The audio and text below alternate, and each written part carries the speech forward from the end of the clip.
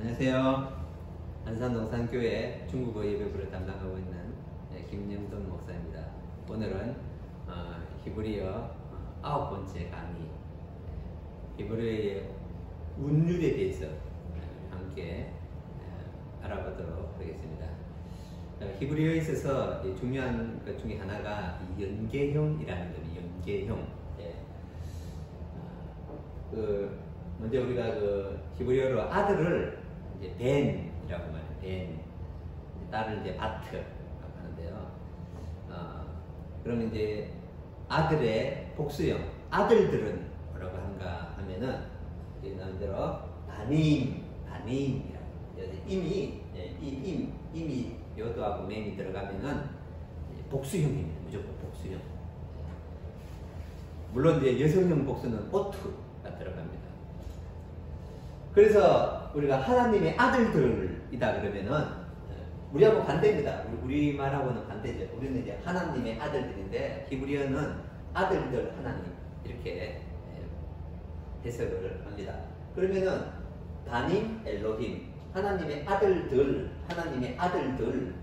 이렇게 하는 것이 맞을 것 같은데 연계형 붙어 있을 때 그래서 붙어 있을 때는 이게 맴이 생략이 돼요. 왜 그런가 하면요. 이게 바로 히브리어의 운율입니다. 운율. 히브리어에서 계음이 있고 폐음이 있는데요. 계음은 입이 벌어지는 것이고 폐음은 입이 닫혀지는 것입니다. 그래서 바님 하면은 입이 닫혀집니다. 그래서 폐음이죠. 그래서 여기서 만약에 바님 엘로힘 해버리십시오. 그러면은 바님 폐음이 됐다가도 다시 입을 벌려야 됩니다. 이 번거롭습니다. 그래서 그대로 폐음으로 그냥 계속 나가는 겁니다. 바니 엘로힘. 이거는 읽기 좋도록 하기 위한 것입니다. 이게 바로 히브리어의 연계형인 것입니다. 시편 118편 15절에 의인들의 장막들이 있습니다. 의인들 뒤에서부터 하는 거죠. 차디킴, 체데크가 의인데요. 차디킴, 그러니까 의인들이고 여기 보면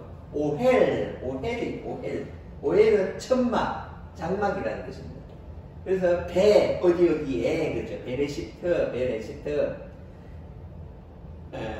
아할레이 원래는 아할레임입니다. 임인데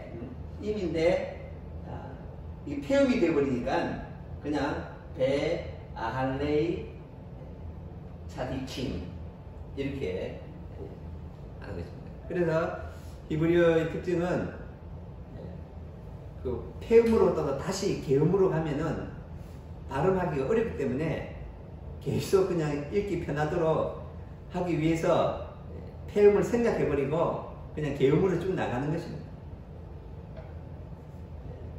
그래서 히브리어는요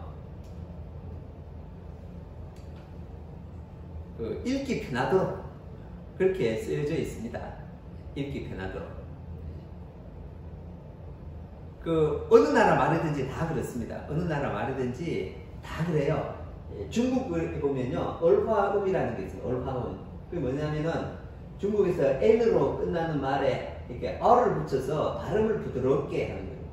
예를 들면은 공원을 꽁위엔이라고 하는데 북방에서는요 꽁위알 그렇게 합니다. 꽁위엔 하면 폐음이 되죠.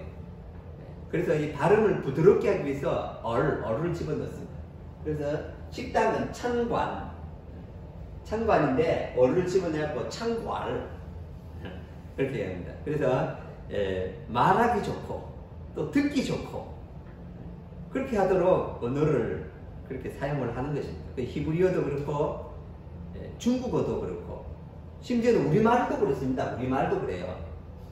우리 대구 말에 보면은 대구 말에 보면은 그래에 언지에 어디에 그런 말을 합니다. 그래에 그러면은 그렇습니까? 그리고 언지에 아닙니다. 어디에 그렇지 않습니다. 그래서 뭐 그런 이야기가 있죠. 어떤 남자가 대구에 와서 어떤 아가씨를 보고 마음에 들어서 오늘 우리 좀 만납시다. 그러니까는 그 아가씨가 언지에 저녁 7시에 어디에 대구역 앞에서 뭐 그랬답니다. 둘 다 그 아가씨는 아니다 그랬는데 이게 그렇게 알아들었다라는 것입니다.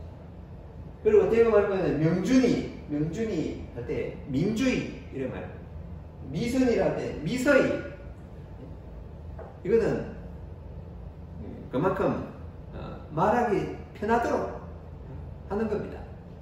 이것은 어느 나라든지 다 마찬가지, 히브리어도 마찬가지고 또 중국어도 마찬가지고 우리나라도 마찬가지인 겁니다. 다 세계 공용입니다. 모든 언어는 다 말하기 쉽고 듣기 쉽도록 하는 것입니다. 그래서 히브리어도 마찬가지입니다. 그 이제 히브리어와 아람어인데요. 예수님께서 주로 이제 아람어를 사용하셨다라는 것은 다 잘 알고 계십니다. 그러면은 그 히브리어와 아람어의 특징이 무엇인가? 여기 또 궁금해하시는 분들이 많이 있습니다. 먼저 그 알파벳은 똑같습니다. 알파벳은 똑같아요. 22개 쓰는 거 똑같습니다. 그래서 차이점이 무엇인가면요. 첫째는 그 문법이 조금 달라요. 문법 구조가 조금 다릅니다. 그래서 히브리어 성경을 좀 읽다가요, 다니엘서 딱 도착하면은 굉장히 힘듭니다. 왜냐하면 다니엘서하고 에스라서는 아람어로 쓰여져 있거든요. 그래서 잘 나가다가 다니엘서 딱 도착하면은 이제 고난의 행군이 시작됩니다. 그리고 에스라서 딱 도착하면 또 고난의 행군이 시작됩니다. 그 아람어로 쓰여져 있기 때문에 전혀 새로운 그런 문법, 그리고 또 히브리어와는 다른 단어, 그런 것이기 때문에 굉장히 어렵습니다. 그런데 특징이 무엇인가 하면, 아람어 특징이 무엇인가 하면요, 히브리어에 비해서 이 발음이 부드럽습니다. 예를 들면은 히브리어는 하늘을 샤마임이라고 했어요. 우리 잘 알죠? 샤마임. 근데 아람어는 뭐라 그러는가 하면은 쉐마야라고 해요. 쉐마야. 비슷하죠? 비슷하지만 어떻습니까? 이거 발음이 뒤에 부드럽습니다. 딱딱하게 끝나는 것이 히브리어고 부드럽게 끝나는 것이 아람어입니다. 그래서 아레츠, 땅을 히브리어로 아레츠라고 그러죠. 근데 아람어로는 아라 그래서 전혀 다른 게 아닙니다. 그냥 조금 달라요. 조금 다릅니다. 그래서 히브리어를 잘하면은 아람어도 저절로 잘하게 되어 있습니다. 히브리어 잘 못하고 아람어로 바로 공부하신다면은 굉장히 어렵지요. 그 시대가 가면 갈수록요, 말은 이렇게 부드러워지는 것 같습니다. 아브라함이 사용했던 말은 그 히브리어입니다. 쭉 히브리어로 가다가 포로 이후에 그 말들이 조금 더 부드러워진 것 같습니다. 그래서 다니엘서, 또 에스라서, 이 포로 이후에 쓰여진 말들이 주로 말이 이렇게 부드럽습니다. 자, 우리 그 중국어에 보면요, 유명한 시가 있습니다. 200의 시가 있는데, 200이 그 양주 그 여관에서 쓰신, 타양에서 쓰신데, 있으면 床前明月光，疑是地上霜，举头望明月，地头色不伤입니다. 그래서 내가 침상에서 밝은 달을 보니 아마 그 밖에 서리가 내리는 모양이다. 눈을 들어 밝은 달을 보고 또 고개를 숙여 고향을 생각한다. 이런 시인데, 이게 이제 운율이 있다라는 겁니다. 여기는 이제 왕, 슈왕, 샹, 이렇게 운율이 있습니다. 운율이. 그리고 또 이제 주희가 쓴 시죠. 권학문, 少年忆以饶学难成，一寸光阴不可经，未觉池塘春草梦，阶前呜咽已秋声。 소년은 늙기 쉽고 배우기는 어렵다. 그래서 1초라도 그 시간을 가볍게 여기서는 안 된다. 그 연못에 그 춘차오몽 꿈이 그죠? 아직 깨지도 않았을 때 이미 벌써 오동나무 잎에 가을 소리가 난다. 시간을 아끼라는 말이죠. 시간을 아끼라는 말. 근데 여기 보면은 청, 칭, 성 이렇게 해서 운율이 있습니다. 운율이. 그래서 여기 중국 학교 가면요, 중국 학생들은 7시까지 등교를 해야 됩니다. 유치원부터 시작이에요. 유치원부터 7시에 등교를 하면은 6시에 하교를 합니다. 3살, 4살짜리가 그렇습니다. 중국에는 거의 다 맞벌이를 하기 때문에 부모들이 거의 100% 맞벌이를 하기 때문에 7시에 애들 학교를 데려다 주고 출근을 합니다. 그리고 5시에 퇴근해서 애들을 데려봅니다. 그래서 3살짜리, 4살짜리 애들도 7시에 갔다가 저녁 6시에 돌아옵니다. 그리고 이제 초등학교부터는요, 7시에서 8시까지 1시간 동안 책을 외워요. 1시간 동안 책을 외웁니다. 수업 시작하기 전에. 그리고 책 한 권을 다 외워버립니다. 그래서 밖에서 들으면요, 마치 이제 벌떼 소리가 웅웅웅웅웅 나는 것 같이 작은 거 듣기가 좋습니다. 그 왜 한 권도 다 읽어버려요. 왜냐하면은 이 중국어가 다 이게 다 운율이 있기 때문에 쉽게 외워집니다. 이게 또 재미있고 같이 외우면은 또 재미가 있습니다. 그것이 중국어의 특징입니다. 대만에 가면은요, 고궁 박물관이 있습니다. 장개석이 이제 대륙에서 쫓겨날 때 중국에 있는 모든 그 귀한 보물을 다 가지고 대만으로 갔는데요. 그때 가지고 간 보물이 약 한 70만 점 됩니다. 어마어마한 중국의 귀한 보물들이나 5000년 역사 속에서 귀한 보물들은 다 가져가 버렸습니다.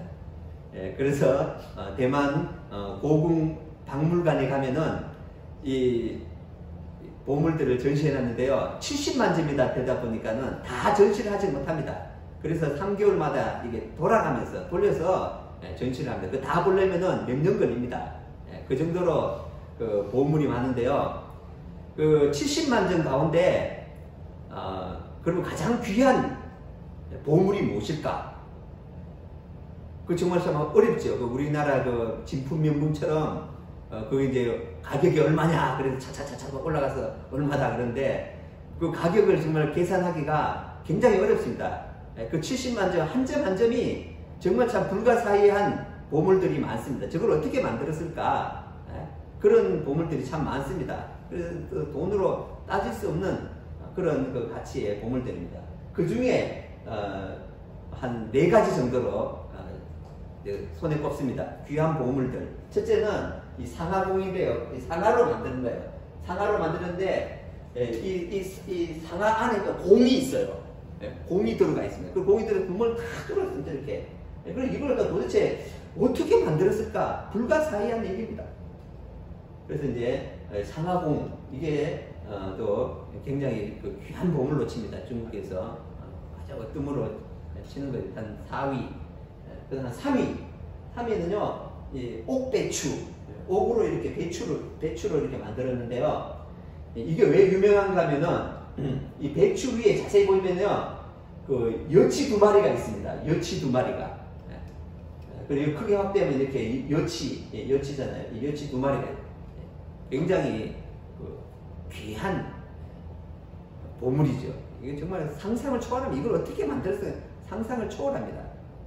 그러면 가장 또 사람들의 인기가 있는 게 뭐냐 하면요, 이 옥으로 만든 그 돼지고기입니다. 이게 사람들 굉장히 많이 줄 서요. 제가 더 가봤는데요.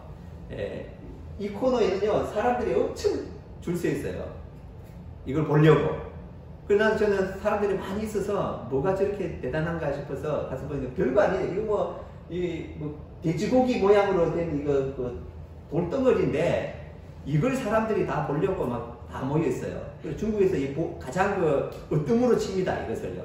지금 도궁박물관에 70만 점 가운데 가장 으뜸으로 치는 보물이 바로 이 돼지고기 돌입니다. 근데 이거 왜 그러냐 하면은요, 그것이 중요한 것입니다. 단지 이게 뭐 이렇게 뭐 돌의 가치가 있고 이래서 그런 것이 아니라 이게 그저 이걸 갖다 이제 동파육이라고 하면 동파육.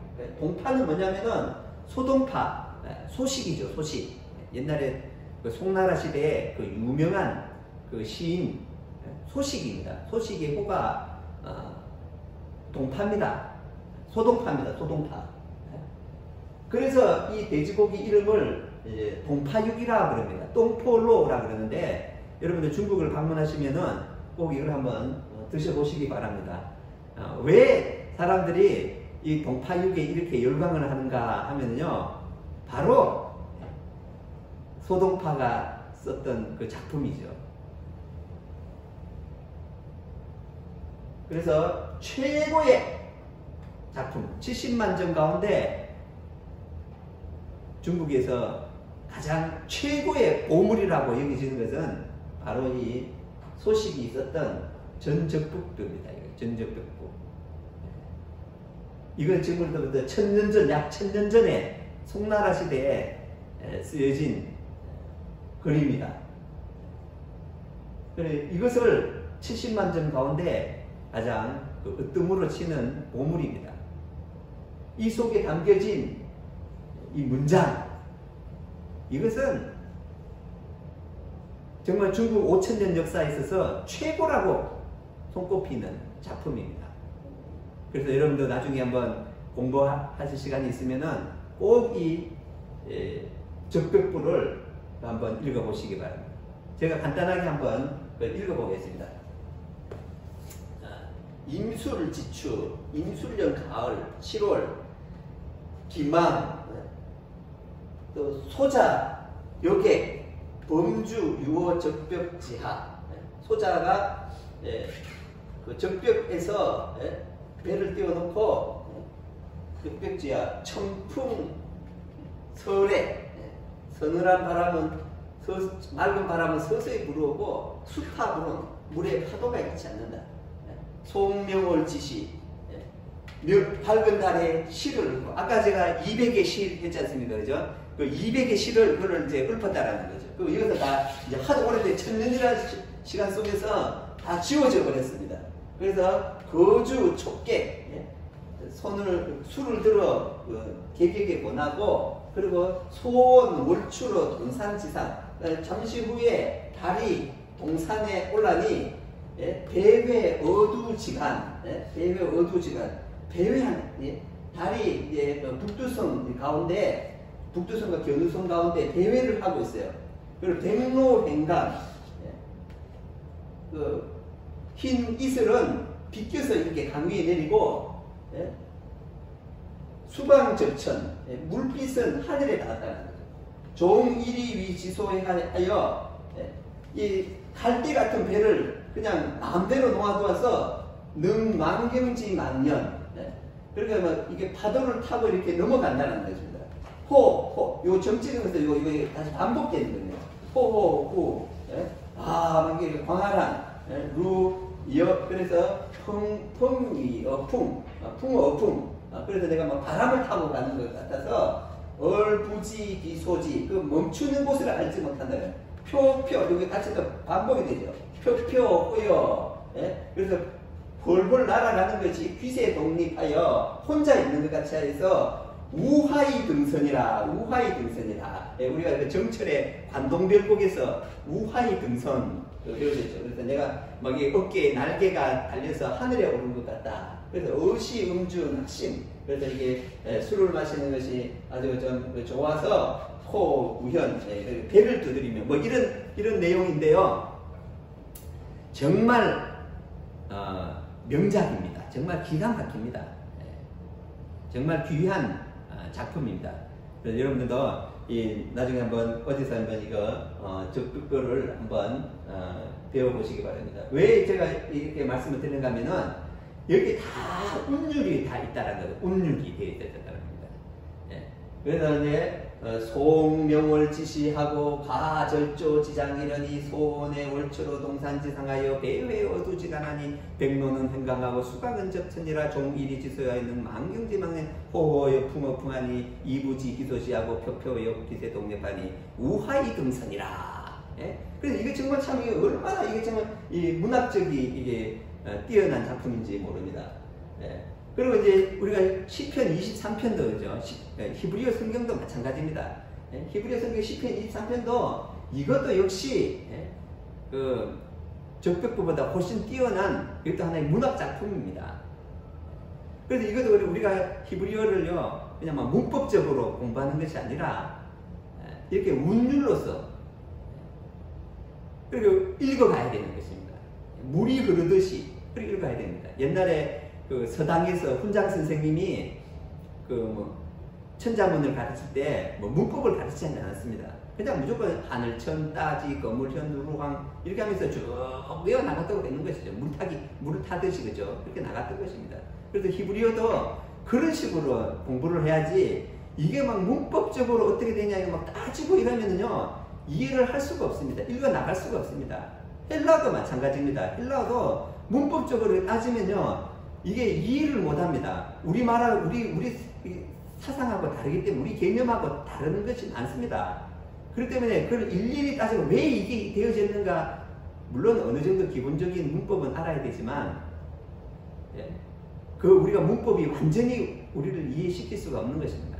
그래서 우리는 이 흐름을 타고 읽어 나가야 된다. 그러면 자연적으로 그 뜻을 이해할 수가 있는 것입니다. 여기 시편 23편을 한번 보시면요. 미즈모르레 다비드 그래서 이제 다윗의 시다. 그러면 여기 아도나이 로일로의 에사르 로일로 그럼 이게 또 참 음률이죠. 로일로 에사르 르로 시 끝나지 않습니까? 그죠? 그리고 비니오트 때시에 야르비체니 이로 끝나죠. 그죠? 알메이 이것도 이게 그 아까 연계형 마임인데 그죠? 마임인데 M이 생략됐어요. 다 운율 때문에 그렇습니다. 느호트 그리고 예 나할레니 이로 끝났습니다. 이 그리고 납시 예 쇼베부 야 느헨니 그죠? 베 마겔레이 체데크 레만 쉐모 그리고 감키 에레크 베게이 찰마베트 로이라라 그러면 로이라라 랄라 이게 얼마나 참 이게 히브리어의 특징입니다. 쭉 이렇게 쭉 읽어 나가면은 술술술술술 읽어 나갈 수가 있는 것입니다. 그래서 여러분들 히브리어를 이렇게 배우실 때 막 문법으로 너무 이렇게 스트레스를 받지 마시기 바랍니다. 우리 신학교에서 그 신학교 입학하기 전에 한 2달 히브리어 또 헬라어 공부를 합니다. 문법을 가르치는데요.